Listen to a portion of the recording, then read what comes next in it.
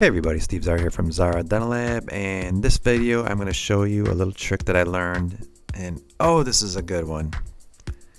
I cannot stand when you go and you make a mistake and you cut off some acrylic and you need to replace it. You go ahead and replace the acrylic, and what happens? It rocks like no tomorrow, like you're on a teeter-tot. So really fast, and I'm going to do a quick example of what I'm talking about.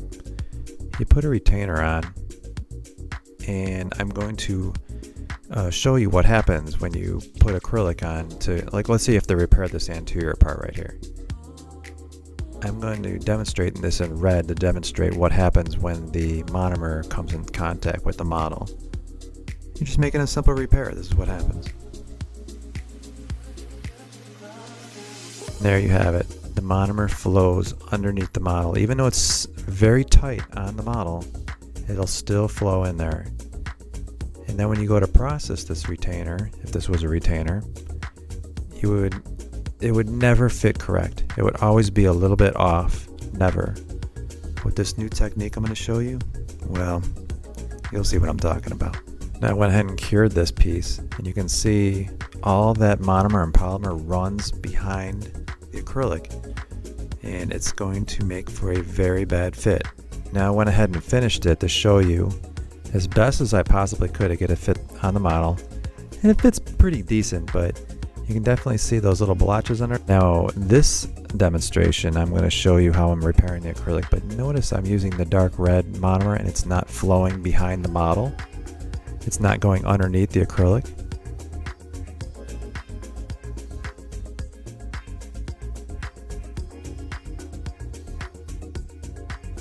So I went ahead and processed this, and you can see I finished it, and that per line is perfect, where you can definitely tell that the acrylic did not flow underneath. So here we are with our example. This is the secret. It's called plumber's putty.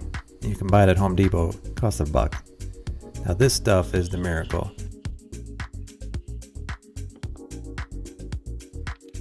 You just put a little tiny dab on the model,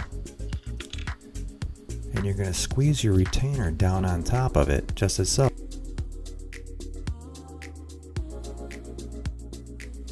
Let's face it, my hands are a little bit dry today. I don't know what I was doing, but my hands are like ridiculously dry during the winter time. Too much plastic.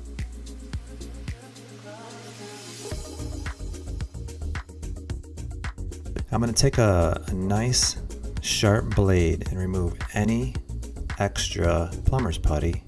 And then that way I'll get a really nice tight seal. And when I put my acrylic on, it's going to match up perfect. But no monomer will flow behind the retainer.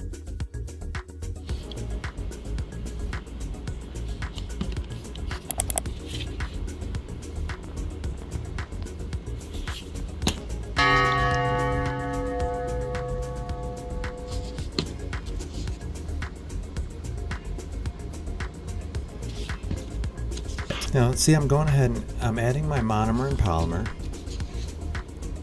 just as if you were doing a normal repair. I'll throw it in the pressure pot. Only a couple minutes, maybe 8 minutes on some hot water.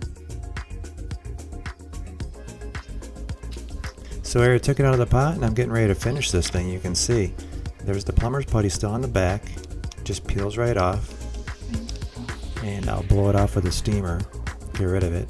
And I'll go ahead and finish it. I'll use an e-cutter and finish it just like I'm finishing my standard retainer. You can think of how many different acrylic repairs you can do with this technique. This way you're always going to get a perfect fit. You're not going to have that gooey monomer polymer mix that always sneaks up behind the model and makes the retainer not fit good. And there's the finished product. You see what I'm talking about? A perfect fit.